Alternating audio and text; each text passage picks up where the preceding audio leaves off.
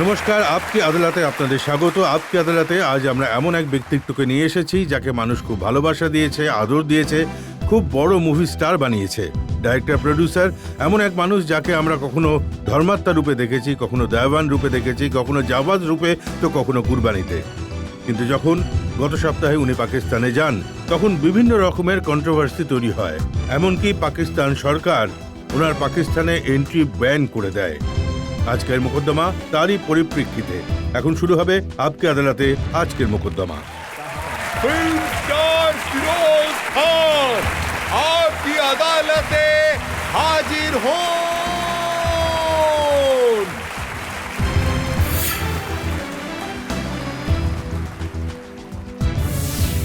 প্রথমেই আপকি আদালতে আজকের মোকদ্দমা শুরু করার আগে, অভিযোগ এবং জবাবের পর্ব শুরু হওয়ার আগে আজকের জাজ ডক্টর ফারুক আবদুল্লাহর অনুমতি চাইব আজকের মামলা শুরু করার জন্য।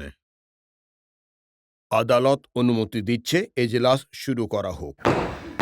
মোকদ্দমা শুরু হচ্ছে আপকি আদালতে। প্রথম অভিযোগ ফিরোজ খানের ওপর। आपकी আদালতে মুভি স্টার ফিরোজ খানের বিরুদ্ধে অভিযোগ হলো যে ইনি পাকিস্তান ভিজিটের সময় এক এম্বারাসমেন্ট হয়ে উঠেছেন।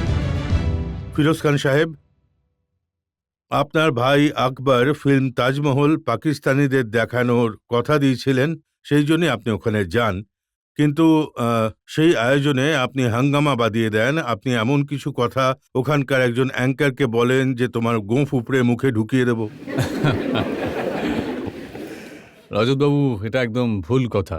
আর ওনার মুখোমুখি আমার হয়নি, যিনি ওই অ্যাঙ্কার ছিলেন, যার নাম হলো ফজলুর রহমান ফকরে আলম। ফতে আলম। আমি শুধু এক ঝলকই দেখেছিলাম ওনাকে, যখন কথা বলার সুযোগ পাই, যখন অডিয়েন্সে বসেছিলাম এবং আমাকে কিছু প্রশ্ন করা হয়। এটা কি আর সত্যি যে আপনার কাছেও এসেছিল ক্যামেরা নিয়ে, মাইক্রোফোন নিয়ে, আর আপনাকে কিছু বলতে বলেছিল? হ্যাঁ, হ্যাঁ, ও সবার কাছেই যাচ্ছিল। আগে আমার ভাই আকবর খান কথা বলে, কারণ ও হলো প্রোডিউসার, ডাইরেক্টর, এবং তারপর আমার কাছে আসে। আর আমার যা বলা ছিল আমি তাকে বলি। এমন আপনি কি বলে দেন যাতে আগুন লেগে যায়? আমি এটাই বলি যে আমার গর্ব হয় আমি হিন্দুস্তানি বলে, আর I am proud to be an Indian as a most secular country in the world. আর আমি, মানে আমার বলার অর্থ এটাই ছিল, আমি এটাই বলি ওনাকে যে social unrest is a cause of religious differences. এটা আমাদের দেশে হয়, এটা আপনার দেশেও হয় কখনো কখনো, আর এটা অন্য কোনো দেশেও তো হয়। তো কথাটা জেনারেলাইজ বলি, পাকিস্তানের উদ্দেশ্যে আমি বলিনি কখনো। And I said it with the open heart.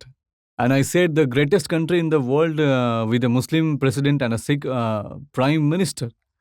এরকম উদাহরণ পৃথিবীতে আর কোথাও নেই। যখন আপনি বলেন হিন্দুস্তান একটা সেকুলার কান্ট্রি, হ্যাঁ, এটা একটা এমন দেশ যেখানে একজন শিখ প্রধানমন্ত্রী আর মুসলিম প্রেসিডেন্ট, হ্যাঁ, হ্যাঁ। তো সেটা কি ওনার ভালো লাগেনি? এখন আমি তো বুঝতে পারিনি যে কথাটা কেন ভালো লাগেনি। এটা তো বাস্তব, and we all are proud of it. And as an Indian I am proud to be an Indian. এবং এটাই হলো বাস্তব। এর আগেও তো আমরা মুসলিম প্রেসিডেন্ট পেয়েছি, চিফ মিনিস্টার পেয়েছি, চিফ জাস্টিসও পেয়েছি আমরা। কিন্তু এটা আমি শুনেছি যে আপনি ওখানে বলেছেন পাকিস্তানে মুসলমান মুসলমানদেরই মারে।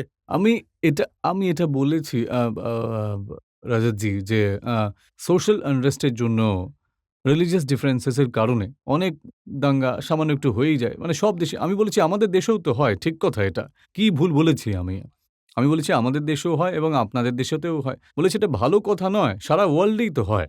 আপনি বোধহয় প্রথম মানুষ যিনি পাকিস্তানে গিয়ে ওদের অডিয়েন্সের সামনে, ওদের ক্যামেরার সামনে, ওদের এত কড়া কড়া কথা, এত সত্যি কথা বলেছেন। এখন দেখুন, সত্যি যদি তিক্ত লাগে তো আমি আর কি করতে পারি সেই জায়গায়? আমার আমি শুনেছি যে এই সত্য ওনার এত তেতো লেগেছিল যে উনি সঙ্গে সঙ্গে আপনার সামনে থেকে ক্যামেরা, মাইক্রোফোন দুটোই সরিয়ে আগে, নিয়েছিলেন। হ্যাঁ, ফাকুল আলম আমার কথা শেষ করার আগেই ও আসলে এগিয়ে যেতে থাকে। তখন আমি ওনাকে বলি যে, "আপনি দাঁড়ান।" আর আমার স্পিচ আমি এখনো শেষ করতে পারিনি। আমার আরো ২-৪ টে কথা ছিল, সেটা আমি বলে দিই। আর এরপরে উনি যান কবির বেদির কাছে, সঞ্জয় খান, শত্রুঘ্ন সিনহা, যতজন সেখানে পার্সোনালিটি ছিলেন, তারপর ফারদিন খান, আর যায় মনীষা কৈরালার কাছে। আর মনীষাকে উনি বলেন যে, "আপনাকে এত নার্ভাস কেন লাগছে বলুন তো? Manisha, you are shivering." তো ও বেচারি timid, she is a very nice lady. She is timid. She is one of our stars. আমরা ওখানে, রজতজি, আমরা ওখানে গেস্ট হিসেবে গেছি। এবং একজন অ্যাঙ্কারের কোনো রাইট নেই এসব বলার যে and why are you not like this in films. তো আমার এই কথাটা খুব একটা ভালো লাগেনি। আমার মনে হচ্ছিল যে আমি প্রশ্ন করব যে, "ভাই তুমি কেন ইনসাল্ট করছো একজন মহিলাকে? She is a fine actress and one of our top stars and she comes from a very good family. So this is what I wanted to ask him." So I left my table. আমি কথা বলি টেবিলের অন্য একজনের সঙ্গে, আমার বন্ধুর বউ, পাকিস্তানি বন্ধু একজন, যে ওখানকার পার্মানেন্ট সিটিজেন। আমি মহিলাকে বলি, আমার পাশেই বসেছিলেন, বলি যে, "লোকটাকে প্রশ্ন করব আমি?" তো আমি টেবিল থেকে যেই উঠেছি, লোকটা ভাবে যে জানি না আমি কি ভেবেছিল যে ও চলে যায়। ও চলে যায় আমার উনি ভাইয়ের আপনার কাছে। ফিল্মে রোল দেখেছেন না, যেখানে বলেছেন তেরা খুন পি যাউঙ্গা, তো ওনার মনে হয়ে থাকবে যে রজতজি, আমার সম্পর্কে বলা হয়ে থাকে যে আমি আছে, আমার একটু রাগ আছে। কিন্তু I am the most compassionate man in this world. কিন্তু আর এই এটাই কথাটা কি আমার সত্যি, যখন উনি মনীষাকে এই ধরনের প্রশ্ন করেন তখন আপনি রেগে যান, আর আপনার রাগের ভয়ে ওই পাকিস্তানি অ্যাঙ্কার এদিক ওদিক দৌড়তে থাকে? না, ও নিজের কথা শেষ করে, সত্যিটা কথা হলো যে বক্তব্য শেষ করে ও চলে গেছিল ব্যাক স্টেজে। আর যখন জানতে পারে যে আমি ওর কাছে যাচ্ছি, ও তখন ওখান থেকে চলে যায়। তারপরে আর দেখাই হয়নি। এই যে স্কাফল আর এই যে আমাদের হাতাহাতি হওয়াটা, এই সমস্তই কিন্তু বাজে কথা আর একদম মিথ্যে। আমি তো এটাও শুনেছি যে ওখানে আপনি প্লেটও ভাঙেন। এখন আপনিই বুঝে নিন কেমন রং চড়ানো হয়েছে এতে। ইয়ে দাস্তাঁ কাহা শুরু কাহা খতম, এই গানটা মনে পড়ে যাচ্ছে আমার। তো অবাক করা ঘটনা এখনো প্রতিদিন কিছু না কিছু ওখানে নতুন কথা পাকিস্তানের তৈরি হয়। কাগজে ছাপা হয় যে আপনাকে কন্ট্রোল করার চেষ্টা করা হয়, আর ওরা এটাও লিখে যে একটু বেশি চড়িয়েছিলেন ফিরোজ খান। মশাই দেখুন, আমি ২ গ্লাস শ্যাম্পেন খেয়েছিলাম। আমি সত্যিই বলছি, champagne was being served to everybody. প্রত্যেকে শ্যাম্পেন খাচ্ছিল, যত গেস্ট ছিল। আর আমরাও খাচ্ছিলাম। পাকিস্তানের লোকেরাও তো ওখানে খাচ্ছিল। আমরা এনজয় করছিলাম। খুব সুন্দরভাবে প্রিমিয়ার হয়েছিল। আর তারপরে আমরা নিজেদের পার্টিতে আসি। কিন্তু এটাও কি সত্যি যে ঝগড়া এত বেড়ে গেছিল যে শত্রুঘ্ন সিনহাকে উঠে এসে তখন মধ্যস্থতা করতে হয়েছিল? শত্রু তো ওখানে ছিলই না। শত্রু ওর নিজের টেবিলে বসেছিল। শত্রুকে আপনি প্রশ্নও করতে পারেন। শত্রু এসে আপনার সামনে যখন বলবে যে, শত্রু আমার খুব ভালো বন্ধু এবং আমাদের সম্পর্ক বেশ ভালো একে অপরের সঙ্গে। আমরা দুজনে একটা ফিল্মে কাজও করেছি একসঙ্গে, 'কশমকশ'। আর আমি তো ওকে বিহারি পাঠানের খেতাবও দিয়েছি, শত্রুঘ্ন সিনহাকে। তো আপনি বলছেন যে তেমন কিছু ঘটেনি, তিল থেকে তাল করা হয়েছে, ছোট একটা কথাকে ফোলানো হয়েছে। তিল থেকে তাল বানিয়েছে ওরা, আর কিছু না। কিন্তু তাল এত বড় হয়েছিল যে ওখানে কাগজে ছাপে যে আপনাকে ডিপোর্ট করা হয় পাকিস্তান থেকে, রাতারাতি ফিরোজ খানকে চলে যেতে বলা হয় ওখান থেকে। দেখুন, আমি সেই জন্যই পাসপোর্ট সঙ্গে করে এনেছি রজতজি। আমি আপনাকে আগে আমার আইটিনারি বলে দিই যে পাকিস্তানে কি ছিল। ২৪ এ পৌঁছে প্রেস কনফারেন্স, ২৫ এ আবার আমরা প্রেস কনফারেন্স এবং ব্লা। ২৬ এ প্রিমিয়ার ছিল। প্রিমিয়ারের পরে এই পার্টিটা গলফ ক্লাবে। তো এবং সেই পার্টিতে এই ঘটনাটা ঘটে। আর তার পরের দিনের সকালে the delegation was going to Karachi. করাচিতে প্রিমিয়ার ছিল। তো ওখানে রাত ২টো বেজে গিয়েছিল। আমি আকবরকে বলি, "ভাই দেখ, আমার যাওয়ার এত প্রয়োজন নেই। আমি ক্লান্ত এবং কালকে পাঞ্জাবের চিফ মিনিস্টার পারভেজ চৌধুরী এলাহি আমাকে রেড ফোর্টে আমন্ত্রণ করেছেন।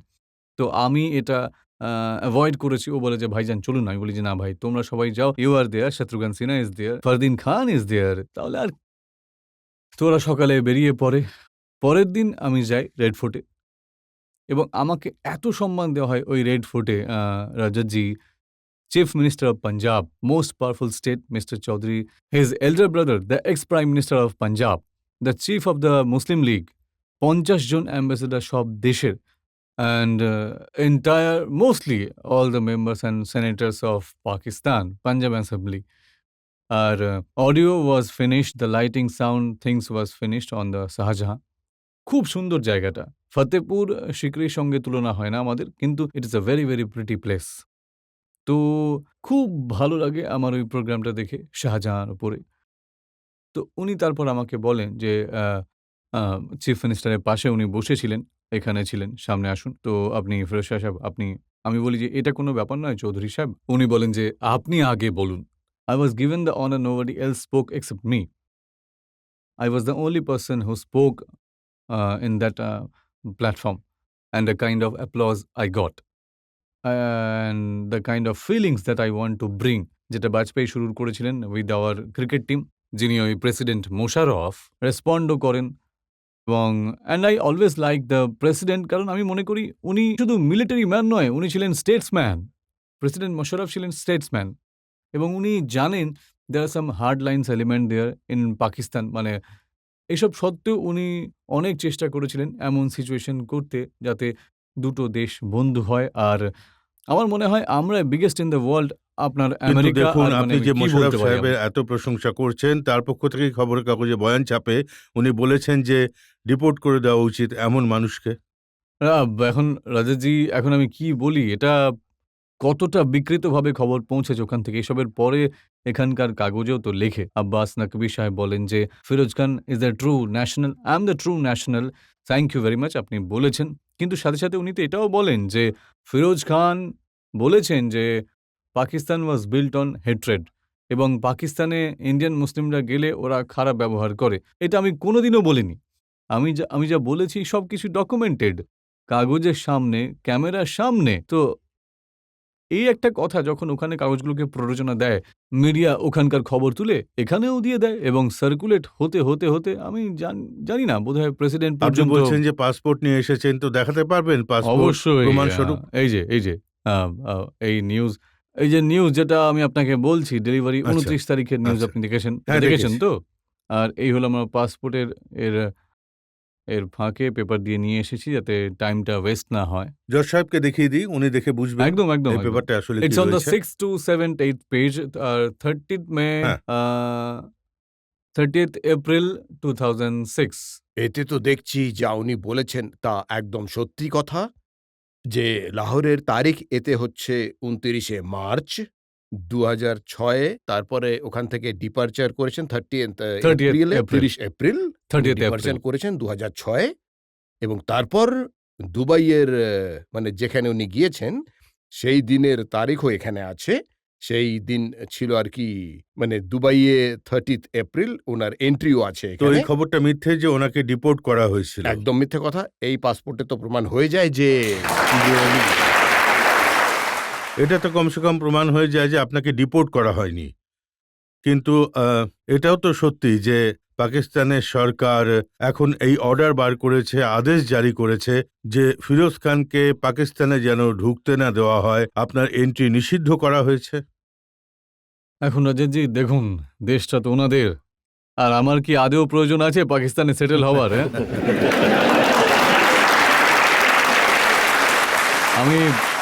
আমি বরং এটাই চাইবো যে এই দুই দেশের এবং এই দেশের মধ্যে মেলামেশা বেড়ে যাক কালচারাল অ্যাসপেক্টে, কারণ cultural ambassadors are very good ambassadors of this country. Government এটা বুঝতে পেরেছিল আর এদিকে, এবং সেই ভালোবাসা নিয়ে আমি গিয়েছিলাম এবং এত সম্মানও পেয়েছি। এবং এই গন্ডগোল যেটা কথা বলছেন না, মানে chief assembly, I was made to address the assembly, এত ভালোবাসা পেয়েছি আমি অনেক। মানে যদি একটা সেই ইনসিডেন্টের জন্য আমার মনে কষ্ট কথা হয়েও থাকে, কিন্তু কি আর বলবো, এখন প্রেসিডেন্ট মোশাররফ সাহেব এবং ওনার সম্পর্কে আমি যা বলেছিলাম যে all in headlines here, I bought all the papers. দেখুন, আপনি ওনার এত প্রশংসা করছেন, হ্যাঁ। আপনি যে কাগজের কথা বলছেন সেই কাগজটা হ্যাঁ, আমি দেখেছি। সঙ্গে করে আপনি নিয়েও এসেছি। পাকিস্তানের প্রশংসা করেছেন, মোশাররফ সাহেবের প্রশংসা একদম। করেছেন। আপনি এমন কোনো কথা বলেননি যাতে কারোর খারাপ লাগে, কিন্তু ওরা ওদের টিভি চ্যানেলে আপনাকে ব্যঙ্গ করেছে। এখন দেখুন, ওরা যদি ভাবে যে আমাকে এত ইম্পর্টেন্স দেওয়া হয়েছে যে আমি ওদের প্রতি খুব যদি আপনি কৃতজ্ঞ, চান তো তাহলে আপনাকে ওই ক্লিপটা দেখাতে পারি হ্যাঁ, কিভাবে আমি ওরা দেখে- আপনাকে হ্যাঁ, ব্যঙ্গ করেছে আমি ওদের দেখেওছি, টিভি চ্যানেলে। আমার খুব খারাপও লেগেছে ব্যাপারটা নিয়ে। कहते हैं कि शराब पी के आदमी सच बोलता है। मैंने शराब नहीं पी, इसलिए मैं सच बोल रहा हूं। समझ गए ना? देखिए, मैं असल में गुस्से में हूं। उस पॉप स्टार ने मेरी इंसल्ट की है। हिंदुस्तान से हम यहां आए थे, आप हमारे मेहमान हैं, हम आपके मेहमान हैं। क्या फर्क पड़ता है? सब चलता है। असल में मुगलों का ये वार, ये हमला कुछ नाकाम हो गया, क्योंकि ये ताजमहल शाहजहां ने नहीं, अकबर ने बनवा दिया। अकबर बादशाह नहीं, अकबर खान। इसमें मलका नूरजहां की पोती सोनिया जहां मुमताज महल बनी है। मैं खुद कंफ्यूज्ड हूं, क्या कह रहा था कुछ पता नहीं। मैं तो चाहता हूं प्यार दो, प्यार लो, प्यार दो, प्यार लो। দুটো কথা ওরা ফিরোজ খান সাহেবকে বলেছেন। এক তো বলেছেন যে আমি মদ খেয়েছিলাম না, ওরা হ্যাঁ। ইন্ডিকেট করতে চাইছে যে আপনি মদ খেয়েছিলেন, আর হ্যাঁ। দ্বিতীয় আপনি বলেছেন আপনি কনফিউজ ছিলেন না, আর ওরা বলতে চাইছে আপনি কনফিউজ ছিলেন। দেখুন, আমি ড্রিঙ্ক করি, শ্যাম্পেন কখনো, কখনো খাই, ওয়াইন কখনো, কখনো খাই। আর আমি ২ গ্লাস শ্যাম্পেন খেয়েছিলাম। আর তার সঙ্গে এর কোনো সম্পর্কই নেই। তার সঙ্গে কোনো সম্পর্ক নেই এই ঘটনাটার। বিকজ যে ঘটনাটা ঘটেছিল এই লোকটা তিলকে তাল করে দিয়েছে ব্যাস। হ্যাঁ, ওরা তো এর এমন থেকে বেশি ভাবে কিছু না। পোর্ট্রেট করেছে যে আপনি মাতাল ছিলেন, আপনি ওই লোকটার পেছনে তাড়া করেছিলেন, ও পালিয়ে যাচ্ছিল এবং আপনি ওকে চড়-থাপ্পড়ও লাগিয়েছিলেন। যদি তেমন হতো তাহলে আমাকে অ্যারেস্ট করাও তো হতো। আমি তো ওনাদের দেশেরই ছিলাম। যদি আমি ওকে ২-৪ টে থাপ্পড় লাগাতাম একবার, তো আমি ওদের দেশেই তো ছিলাম, আমাকে অ্যারেস্ট করা হতোই হতো।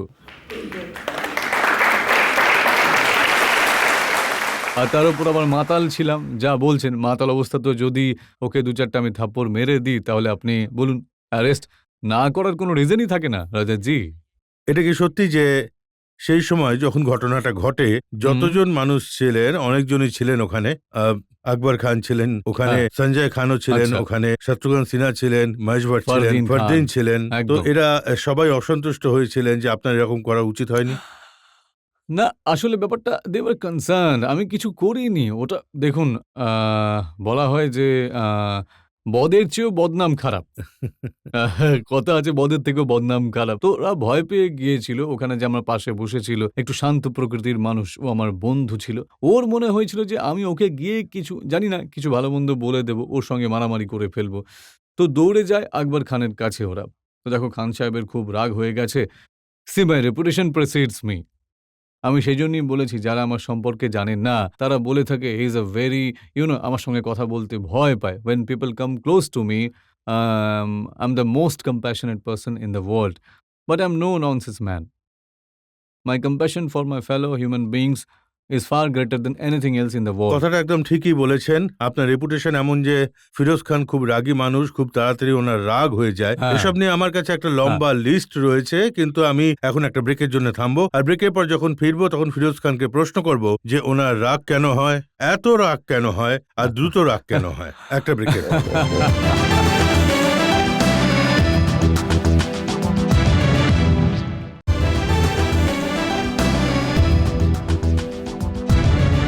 আপকি আদালতে আজ আমরা জনতার পক্ষ থেকে মামলা চালাচ্ছি producer, director, actor, star Firoz খানের বিরুদ্ধে।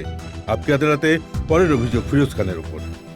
আপকি আদালতে প্রডিউসার, ডিরেক্টর এবং অ্যাক্টর ফিরোজ খানের বিরুদ্ধে অভিযোগ হলো যে উনি খুবই তাড়াতাড়ি রেগে যান। ফিরোজ খান সাহেব, এটাই আপনার রেপুটেশন। এখন আপনি বলুন সত্যিটা কি? খুবই গরম রক্ত আপনার, কেউ কিছু একটা বলে দিলেই উত্তেজিত হয়ে পড়েন। আ আ দেখুন রাজাতজি, বাবাও খুব রাগ করতেন আমি জানি। আর আমাকে এক হাত দিয়ে ধরতেন, উনি চাবুক করে মারতেন আমাকে। কারণ ১৩ বছর বয়সেই আমি দুষ্টুমি করা শুরু করে দিই। খুব মেজাজি আবেগী মানুষ ছিলেন। আর রাত্রে আমাকে খুব ভালোবেসে আদরও করতেন। আমি ওনাকে খুব ঘৃণার চোখেও দেখতাম, আমার এত মারেন কেন? এখন এটা হেরিডিটারি বা বাবার এত ক্রোধ ছিল, ছেলের ভেতরে তার কিছু একটু তো থাকবেই ছেলের ভেতরে, ঠিক কি না? কিন্তু আপনি ব্যাপারটা তো ১৩ বুঝুন। বছর বয়স থেকে দুষ্টুমি করা শুরু করে দিয়েছিলেন, তার জন্য আপনাকে মারও খেতে হয়। আপনি এখনো শোধরাননি, কিন্তু এখনো দুষ্টুমি করে চলেছেন। দেখুন, মানুষ শিখতে থাকে একটু, একটু করে, এবং experience is a big teacher, and I have imbibed life, the quest for knowledge, suffering as a humankind, and the existence of God. These are 3 aspects, that have always played my life. And আমি একজন school drop out, কিন্তু মানে আমি যা কিছু আমি জীবনে শিখেছি সেটা অভিজ্ঞতার মাধ্যমে এবং পড়াশোনার মাধ্যমে, এবং আমার জীবনের অন্তর্দৃষ্টি থেকে বলতে রাগ পারি। শুধু আপনারই আছে নাকি আকবর আর সঞ্জয় খানেরও রাগ আছে? না, উই আর অল, সে তো আছি, মানে পাঠান একটু আধটু তো, কিন্তু রাগ এমনিতে সোডার মতো ভুস করে উঠেই কমে যায় আর কি। ১ সেকেন্ডে বেড়ে যায়, আবার ১ সেকেন্ডে কমেও যায় বলতে পারেন। আপনি যা কিছু বলেছিলেন তার জন্য আকবর খান খুব রেগেছিলেন, আর উনি বলেছিলেন আপনাকে নিয়ে আর উনি করাচি যাবেন না। এটা সম্পূর্ণ মিথ্যে। আমি আপনাকে বলেছি যা সত্যি ঘটনা, এখন আপনাকে বলছি। আমি অনেক রাত হয়ে গেছিল। Chief minister of Punjab Pervez Elahi red ফোর্টে আমাকে আমন্ত্রণ জানান।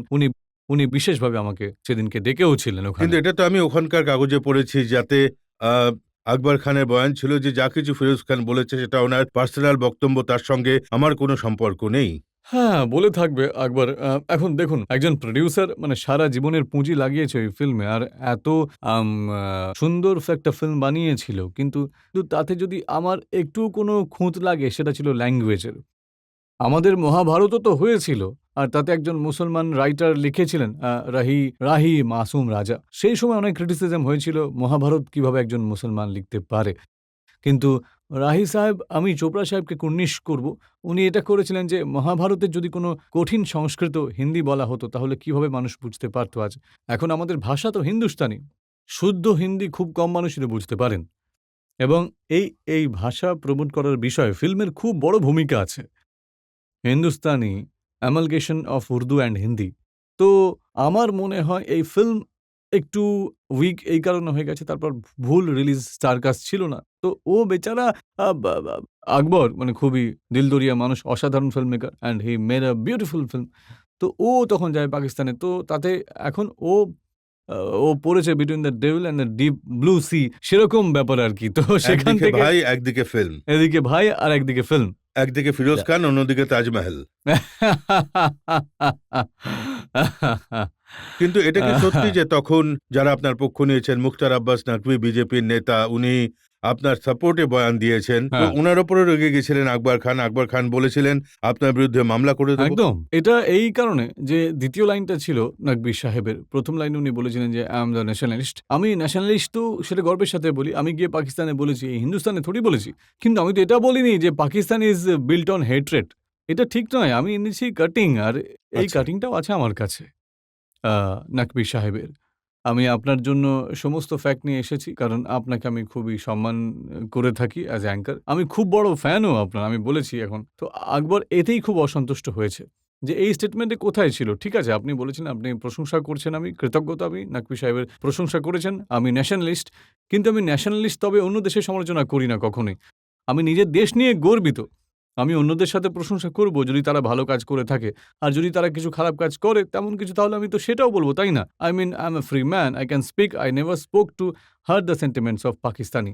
দে give so much love, and they give so much love, and I have tears in my eyes. তো দেখুন, নাকবি সাহেবের নিউজে মানে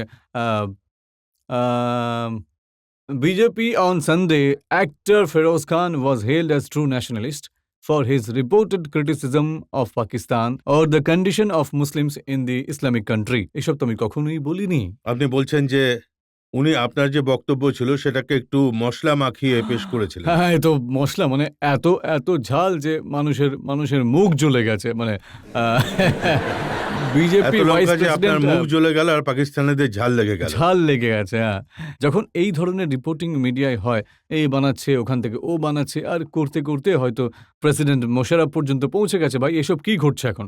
এখন যদি আপনি প্রেসিডেন্ট মোশাররফকে বার্তা দিতে চান, মেসেজ দিতে চান, তো কি বলবেন সেই মানুষের পক্ষ থেকে যাকে নিষিদ্ধ করে দেওয়া হয়েছে? আমি এটাই বলবো যে this is right to have done so, but I would say it's not fair, because first of all আমি প্রেসিডেন্ট মোশাররফের ফ্যান, কারণ উনি শুধু একজন মিলিটারি লিডার নন, উনি একজন statesman, and he has got a vision for Pakistan. আপনি ওনাকে মনে করিয়ে দেননি যে আপনি সেই প্রথম প্রডিউসার ডিরেক্টর যে একজন পাকিস্তানি মেয়েকে হিন্দি ফিল্মে চান্স দিয়েছিলেন গান গাওয়ার? এখন সুযোগ পেলে মানে ইনশাল্লাহ অবশ্যই মনে করিয়ে দেব ওনাকে, যদি সুযোগ পাই। আর এতে কোনো সন্দেহ নেই, কথা দিচ্ছি, I will definitely tell, I am sure I am going to meet him somewhere.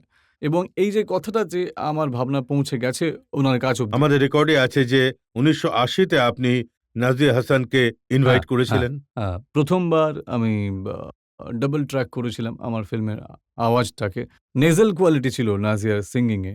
তো ডাবল ট্র্যাক প্রথমবার 24 ট্র্যাকে ডাবল ট্র্যাক করেছিলাম আমি নাজিয়ার। তারপর শি বিকেম আ সেনসেশন। জনতাকে জিজ্ঞেস করি এই সম্পর্কে, এই কন্ট্রোভার্সি নিয়ে মানুষ কি ভাবছে, মানুষ কি জানতে চায়? হ্যাঁ, বলুন। লাস্ট রোতে যা আপনি করেছেন ঠিকই করেছেন, আপনি সবকিছু ফ্যাক্ট বলেছেন। আমরা এখানে সবাই মিলে যা ডিলে হয়েছে তারপরে অপেক্ষা করছিলাম আমাদের সলিডারিটি আপনাকে দেখানোর জন্য। আপনি খুব ভালো কাজ করেছেন, কারণ আপনি সত্যটা ওদের সামনে এনেছেন। তাছাড়া তাছাড়া আপনি সেই ফিল্ম ইন্ডাস্ট্রির রিপ্রেজেন্টেশন করছিলেন যারা পাকিস্তানি শিল্পীদের এখানে এনে স্টার বানিয়েছে। অ্যাক্রস দ্য বর্ডার ওরা এখানে এসে ফিল্মে কাজ করেছে, গজল সিঙ্গার্স হয়েছে। এখন ওদের সময় ওরা ওপেনলি ওখানে এটা সাপোর্ট করে পুরোপুরিভাবে।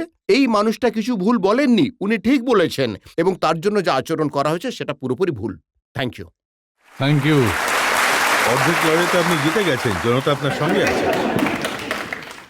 আমি ফিরোজ খানজিকে কংগ্রাচুলেশনস বলতে চাই যে উনি অন্য দেশে গিয়ে, সেটা পাকিস্তানি হোক বা অন্য যে কোনো দেশ, আমাদের ভারতীয়দের তো গর্বিত করেইছেন স্যার, আর মুসলমানদেরও গর্বিত করেছেন। স্যার, কোনো একটা দেশ ব্যান করলে আপনি একদমই ঘাবড়াবেন না, কারণ ভারতীয়রা আপনার সঙ্গে আছে, সমস্ত মুসলিম আপনার সাথে আছে। এইভাবেই আপনি আমাদের গর্বিত করতে থাকুন, আমরা এটাই চাই সবাই। আমি এই বিষয়ে একটা শের বলতে হ্যাঁ, চাই। হ্যাঁ, বলুন। कठिन मरहलों से गुजरना पड़ेगा, अगर जीना है 100 बार मरना पड़ेगा। খান সাহেব, প্রকৃতই পাবলিক আপনার পাশে আছে। এই ইস্যুতে মানুষ আপনাকে সাপোর্ট করেছে, আপনি দেশের সম্মান বাড়িয়েছেন, কিন্তু অভিযোগের তালিকা খুবই লম্বা। আমরা আরও একটা ব্রেক নিয়ে নেব, আর ব্রেকের পর যখন ফিরবো তখন ফিরোজ খানের সঙ্গে কথা বলবো ওনার ফিল্ম সম্পর্কে, ওনার স্টাইল সম্পর্কে।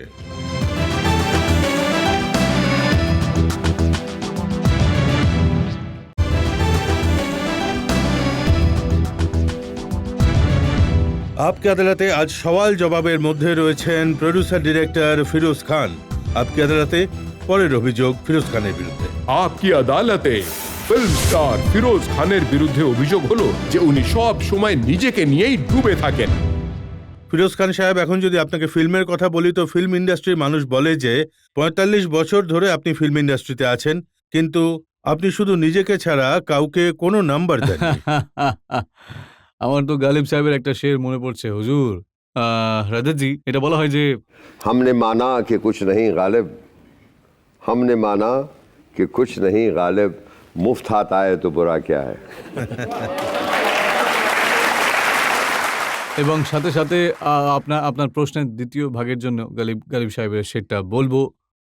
हैं और भी दुनिया में सुखनवर बहुत अच्छे, कहने वाले हैं और भी दुनिया में सुखनवर बहुत अच्छे, कहते हैं कि गालिब का है अंदाज बयां। और আমি আপনাকে একটা ইনসিডেন্ট মনে আগে। করাই। রাজকুমার, যিনি আজ আর বেঁচে নেই, খুব বড় একটা ছিলেন, ভীষণ বড় অ্যাক্টর, আমি উঁচে কাজও করেছি। উঁচে লোক ফিল্মে আপনি ওনার সাথে কাজ করেছিলেন, হ্যাঁ, এবং হ্যাঁ, আমি হ্যাঁ। শুনেছি যে রাজকুমার সাহেব আপনাকে বলেছিলেন যে কিভাবে ডায়লগ বলতে হবে। তো অত বড় স্টারকেও আপনি বলে দিয়েছিলেন যে আপনি নিজের কাজ করুন। আগে হ্যাঁ, হ্যাঁ, এটা সত্যি। উনি আজ নেই, খোদা ওনাকে স্বর্গে স্থান দিন। আমি ওনাকে বলেছিলাম, আমি বলি যে ঠিক আছে, আমি আপনাকে আপনার খুবই সম্মান করে থাকি, ইউ আর ট্রেমেন্ডাস অ্যাক্টর। আমি আমার মতো বলবো, আপনি আমার মতো বলুন, আমি আপনার টাইমের সাথে ম্যাচ করে নেব। কারণ রাজ সাহেব যখন ডায়লগ, আমি আপনার সামনে দাঁড়িয়ে রয়েছি আর রাজা সাহেব এদিকে তাকিয়ে কথা বলতেন, আর ক্যামেরা ওদিকে। এই অভ্যাস ছিল ওনার। কিন্তু প্রশ্ন আসলে উনি নিজেই করতেন, জবাব উনি নিজেই দিতেন। মানে অন্য অ্যাক্টরকে উনি দাঁড়ানো চেহারা দেখতে পেতেন। তো এটা একটা খুঁত প্রতিটি অ্যাক্টরের থাকে, প্রত্যেকের প্রত্যেকের কিছু খুঁত থাকে। Nobody is is perfect. Rajaji, কিন্তু এটাও কি সত্যি আপনার সাথে যে যে হিরোইন কাজ করতেন, সে জিনাত আমান হোক, হেমা মালিনী হন, মুমতাজ হন বা শ্রীদেবী, সবাইকে আপনি একটা কথাই বলতেন যে বড়ে খুব দিখতি হো, সবসে সুন্দর দিখতি হো? দেখুন, একজন মহিলা খুব অমূল্য আমার জীবনে। আর সত্যি বলতে আমি মহিলাদের খুব সম্মান করি, যেটা আমি মাকেও খুব সম্মান করেছি। কারণ মহিলা একজন মা হয়, একজন বোন হয়, একজন স্ত্রী হয়। আর আর মহিলাদের যে আত্মা, যে স্থান রয়েছে, আমার মনে হয় ভগবানের কাছাকাছি সেটা। This is what I feel. I serve my mother till the last breath. And আমি আপনাদের এটাও বলব যে আসলে যতই আমার নাম রোম্যান্টিক্যালি লিঙ্ক হতো আর সব হিরোইনদের সাথে, কিন্তু আমার প্রিন্সিপাল ছিল যে I use to flatter them, I use to make them feel good, say you are the most beautiful woman in the world. তুমি এরকম, তুমি ওরকম, কাজ ভালোভাবে করিয়ে নেবার জন্য। আর আমার লক্ষ্য এটাই ছিল যে গেট দ্য বেস্ট। আমি অনেক হিরোইনকে প্রেজেন্ট করেছি এবং they had look the best in my picture. The dream girl, for one example, Hema Malini. আমার আমার মনে হয় ওকে, মাই গড! ওকে, এর চেয়ে বেশি সুন্দর আর কোনো পিকচার আমার লাগেনি ধর্মাত্মার থেকে। আচ্ছা, এটা কি সত্যি যে যত সুন্দর ওনাকে ধর্মাত্মায় লেগেছে অন্য কোথাও লাগেনি? জিনাত আমান যতটা কুরবানিতে সুন্দর লেগেছে অন্য কোনো ফিল্মে ততটা লাগেনি, কিন্তু এটাও আমি শুনেছি যে আপনি কাজ হাসিলের জন্য বলতেন তুম দিন কো রাত কহো তো রাত কহেঙ্গে। না না, এটা আমি শর্মিলা ঠাকুরকে বলেছিলাম এই গানটায়। আহ, जो तुमको हो पसंद वही बात कहेंगे, तुम दिन को अगर रात कहो रात कहेंगे। মুমতাজের জন্য আপনি নিজের ফিল্মে ফর্মুলা 1 রেসিং শুট করার সিদ্ধান্ত নেন, কোটি টাকা ওর উপর খরচ করে দেন। হ্যাঁ, রাজাজি দেখুন, একটা অদ্ভুত সেন্টিমেন্ট থাকে জীবনে। মমতাজ আমার ফেভারিট হিরোইন ছিলেন সে সময়, এবং আমার ছোট ফিল্মে কাজ করেছে আমরা বাইরের, এবং একটা ৭ নম্বর ফিল্ম আমার ছিল অপরাধ।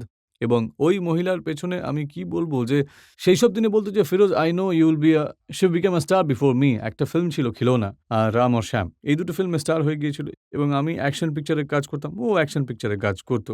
সেই সব দিনে অ্যাকশন পিকচার্সকে স্টান্টস পিকচার্স বলা হতো, আর অন্য ফিল্মগুলোকে সোশ্যাল ফিল্মস বলা হতো। আনলাইক টুডে আজ অ্যাকশন আছে, ফিল্মস আছে, আর social, the word social is গন।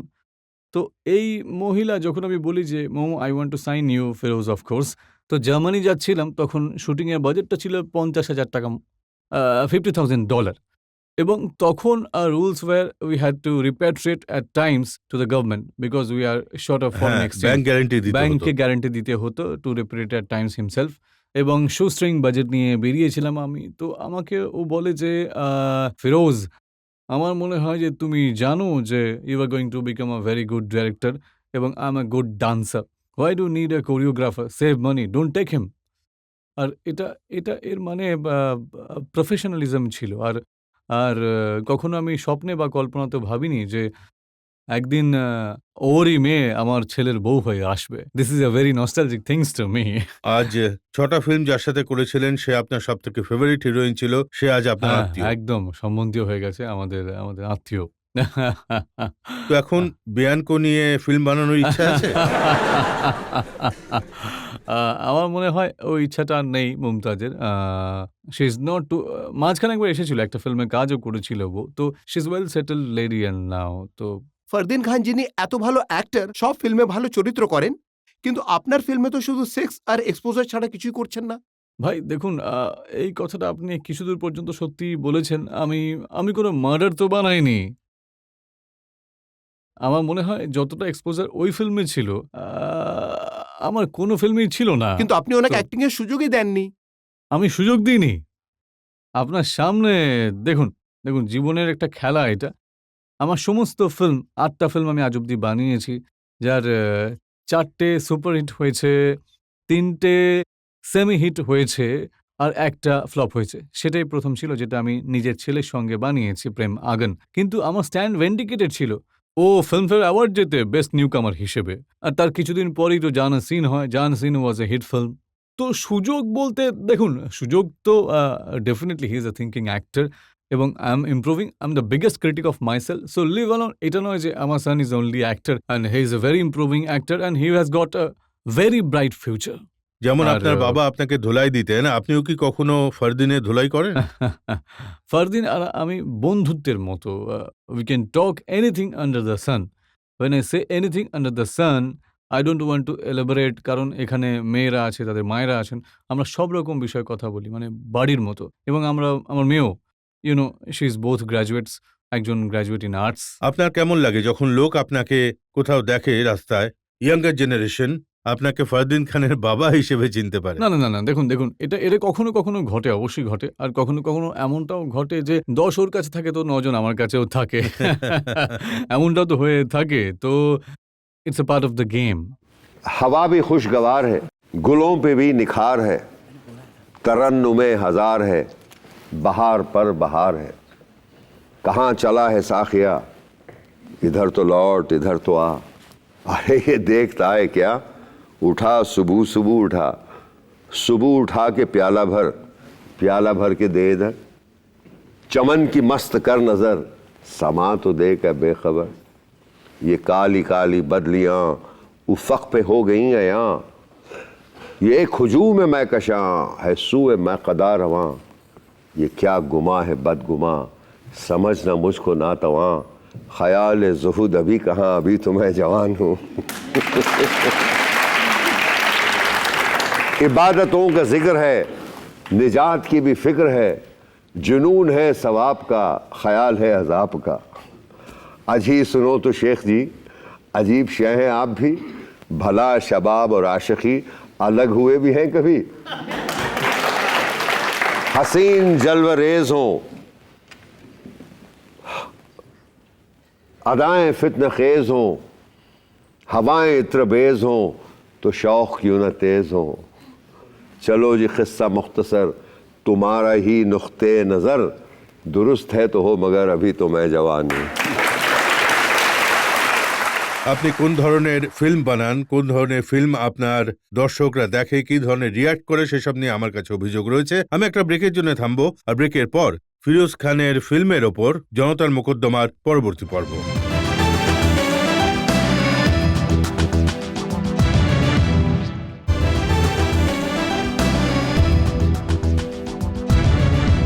আপকে আদালতে আজ আমরা মোকদ্দমা চালাচ্ছি ফিরোজ খানের বিরুদ্ধে।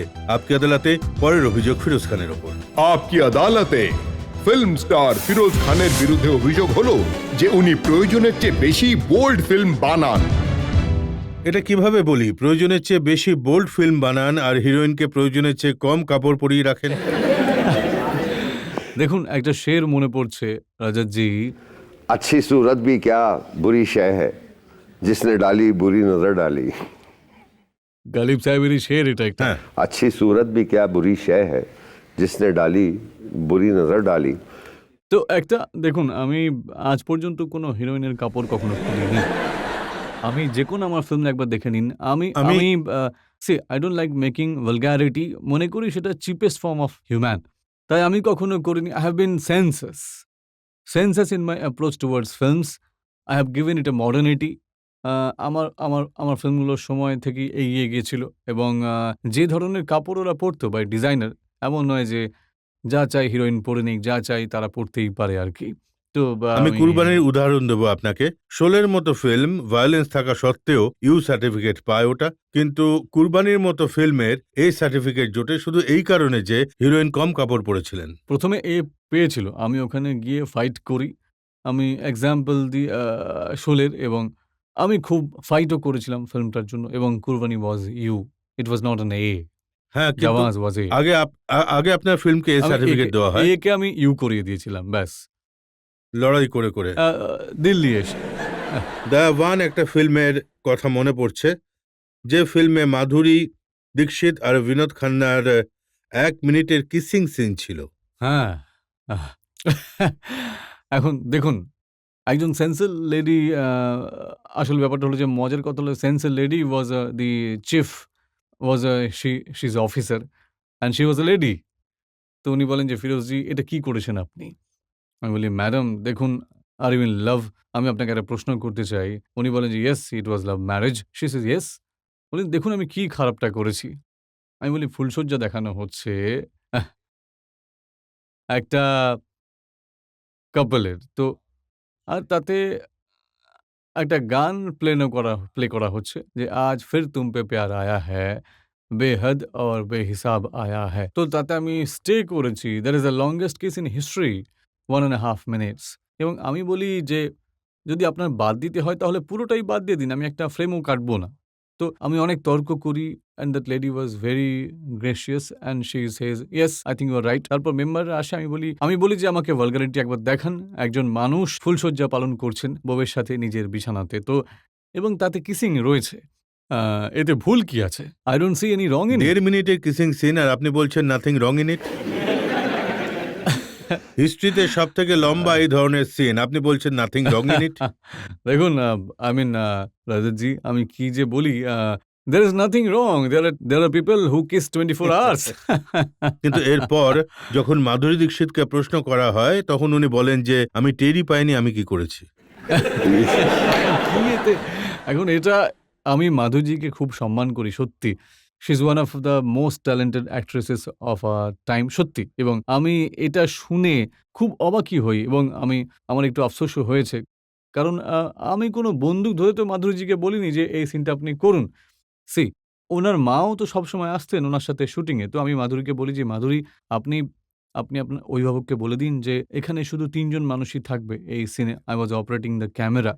আমার কামাল বোস একজন অসাধারণ লাইটিং ম্যান, সত্যি বলছি। বিমল রায়দের সময় থেকে ক্যামেরাম্যান ছিলেন উনি। আর ওনার তখন বয়স ছিল ৭০, আর উনি যথেষ্ট ফিটও ছিলেন। আর ওনার অ্যাসিস্ট্যান্ট ছিল চুনি। আমরা শুধু ৩ জনই ওই সিনটাতে ছিলাম। ওখানে একটা সেট বানানো হয়েছিল যে স্লামের, যেখানে দয়াবান থাকতো আরকি। And I was operating the camera. I didn't even ask the operator. I was operating and I told send her to mother away. তো মা চলেও যান। কারণ এটা এম্বারাসিং একজন মায়ের পক্ষে নিজের মেয়েকে কিস করতে দেখাটা, তাই না? আমি অবাক হয়ে গিয়েছিলাম যখন মাধুরী এটা বলে যে, "I didn't know what was happening." আপনি কি নেশা করেছিলেন নাকি? I mean, I don't know. I was কিন্তু surprised. কিন্তু এটা আপনি But মানছেন তো? I have tremendous regard for her.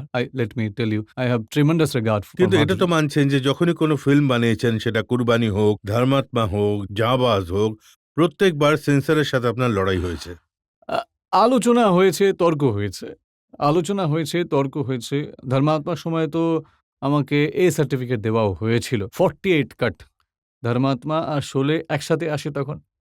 I came to Delhi and I was here for almost Gujral সাহেব ওই সেই সময় ইনফরমেশন মিনিস্টার ছিলেন। ২৮ দিন আমি লড়াই করি। কাট আউট 48 কাটস এবং আমার ফিল্মের ট্রেলার হয়ে গিয়েছিল তখন রাজাজি। তো আমি মানে তো এমন ফিল্ম বানান কেন যাতে 48 কাট লাগাতে হয়?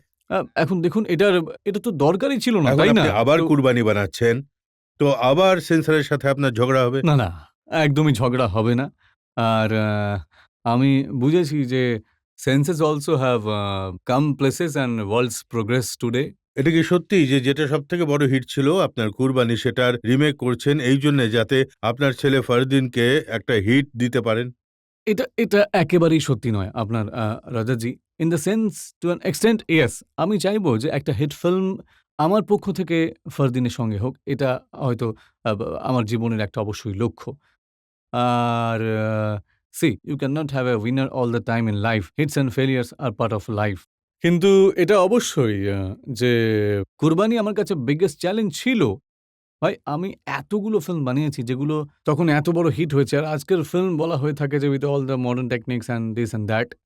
It's a biggest challenge to me. আমার নিজেরই ৬ মাস লেগে গেছিল এই ফিল্মটা বানানোর সাহস জোগাড় করতে আরকি। তো ওর মিউজিককে আমাকে টক্কর দিতে হবে। মানে বুঝতে পারছেন তো? তাছাড়া ফিরোজ খান এবং বিনোদ খান্নাকেও খুঁজতে হবে। তো নাজিয়া কে হবে হাসানকেও ফিরোজ খুঁজতে খান হবে। আর কে হবে বিনোদ খান্না? ফিরোজ খান তো আমার মানে আমার ফারদিন খান হবে এবং আমি আমজাদ খানের রোলটা প্লে করব তখন। আর অন্য হিরো এখনো পর্যন্ত স্থির করিনি, আর হিরোইনও ঠিক হয়নি। জাকির শ্রফ একটা রোল করছে রাখার। আর একটা মেয়ে আছে যেটা এখনো ঠিক হয়নি। ডেটগুলো নিয়েও কথাবার্তা চলছে যে ডেটগুলোতে আমরা শ্যুট করবে আর যে স্টারস আমার পছন্দ হবে। কারণ আমি চাইছি যে ৬ মাসের মধ্যে ফিল্মটা তৈরি করব ফ্রম নভেম্বর টু এপ্রিল। আর আমি আগামী দীপাবলিতে রিলিজ করতেও চাইছি আরকি আপনার ফিল্মটা। যতগুলো ফিল্ম আছে তাতে যেখানে এক আপনি থাকেন আর একটা হিরোর সঙ্গে থাকে, যদি আপনি হিরো হন তাহলে একটা সাইড রোল কেউ করে, কিন্তু সমস্ত ফিল্মেই আমরা এটা দেখেছি যে দ্বিতীয় হিরো থাকে, সে মরে যায়, আর ফিরোজ খান অবশ্যই বেঁচে থাকে। ঘটনা চক্র, এটা ঘটনা চক্রের ব্যাপার সত্যি। দেখুন এটা না জানাশিনি ছাড়া ব্যতিক্রম জানসিন, যেখানে ফারদিন খান আমাকে গুলি করেছিল। যখন ছেলের চান্স এলো তখন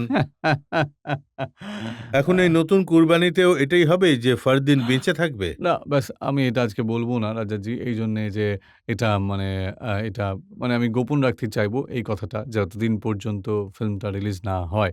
আর অডিয়েন্সের কাছে একটা রহস্য স্যার, থাকবে। আমি- তো হ্যাঁ, আপনি ভারতের জন্য যা কাজ করছেন সেটা বাস্তবে প্রশংসনীয়। তার জন্য আমি আপনাকে শ্রদ্ধা জানাই। আপনি খুব সুন্দর একটা শের বলেছেন। ২ লাইন আপনার প্রশংসায় আমারও মনে পড়ছে কারোর লেখা।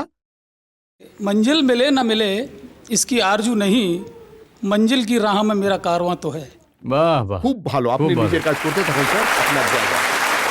খান সাহেব, যখন আপনি প্রথমবার কুরবানি বানিয়েছিলেন তো আমি শুনেছিলাম যে একটা একদম ব্র্যান্ড নিউ মার্সিডিজ বেঞ্জ উড়িয়ে দিয়েছিলেন আপনি। হ্যাঁ, তো এখন দ্বিতীয়বার যখন কুরবানি বানাচ্ছেন তো কি উড়বে? ফারারি আরো দামি কার ওড়াবেন? অবশ্যই 10 গুণ বেশি দামি। मंजिल मंजिल से पूछती है कि कहाँ है मंजिल। हर एक मंजिल पर पहुंचकर सोचता हूँ कि शायद यही है मंजिल। गर मंजिल पर पहुंचता हूँ, दूर से लगता है मंजिल का नज़ारा सुहाना, इसी कश्मकश में है सारा ज़माना। আপনি আপনার জীবনের সেই রহস্যটা বলুন যার জন্য আপনি এত সুন্দর, স্মার্ট আর সবসময় এত ইয়াং থাকতে পারেন।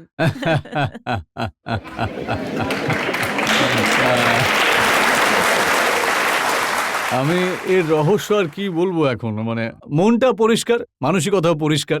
আসলে ব্যাপার একটাই যে মন পরিষ্কার, মানসিকতা পরিষ্কার। न मोहब्बत के लिए न दोस्ती के लिए वक्त रुकता नहीं किसी के लिए, अपने दिल को न दुख दे यूं ही इस जमाने की बेरुखी के लिए, वक्त के साथ साथ चलता रहे यही बेहतर है आदमी के लिए। খান সাহেব, এরপরে প্রশ্ন করার জন্য আর কিছুই বেঁচে নেই। আমরা আবার একটা ব্রেক নিয়ে নেব, আর ব্রেকের পর আমরা শুনবো আজকের জাজ ডক্টর ফারুক আব্দুল্লাহ রায়দান ফিরোজ খানের এই মামলার।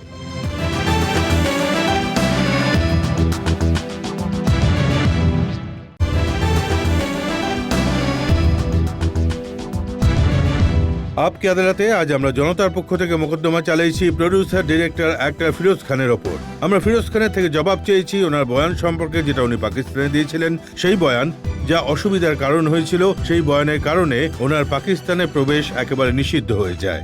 আমরা ফিরোজ খানকে প্রশ্ন করেছি ওনার ফিল্মের ব্যাপারে, ওনার নিজের বোল্ডনেসের ব্যাপারে। এখন সময় আজকের এজলাসের পর আজকের জাজ ডক্টর ফারুক আব্দুল্লাহ রায়দানের।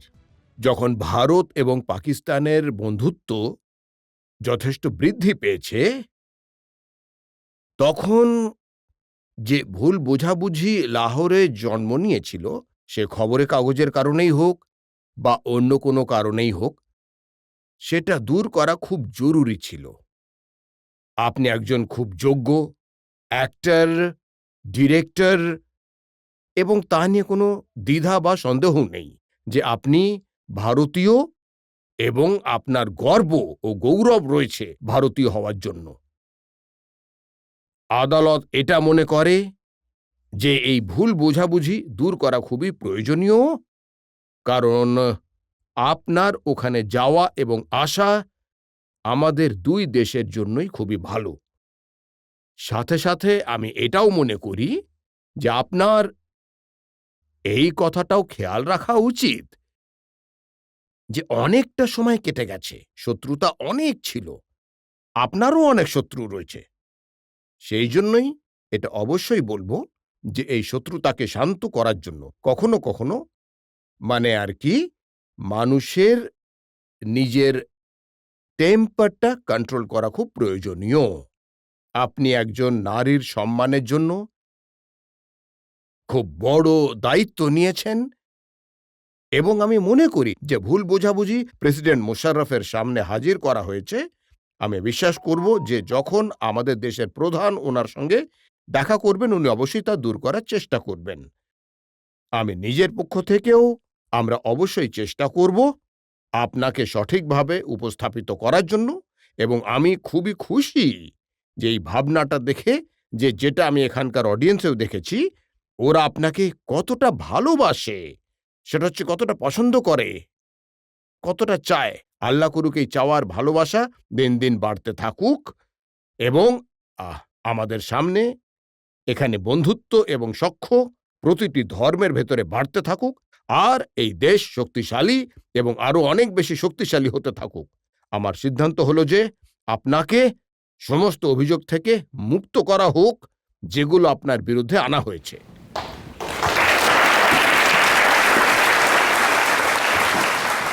আমি অবশ্য এটাও বলবো যে कुछ बात है कि हस्ती मिटती नहीं तुम्हारी, कुछ बात है कि हस्ती मिटती नहीं तुम्हारी, सदियों रहा है दुश्मन दौरे ज़मां तुम्हारा।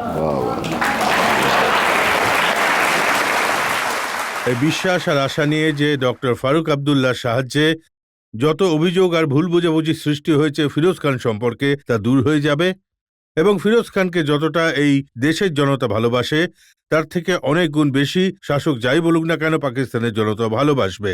আজকের মোকদ্দমা এখানেই শেষ করছি। আগামী সপ্তাহে আবার দেখা হবে এক নতুন মোকদ্দমা নিয়ে। ততক্ষণের জন্য নমস্কার।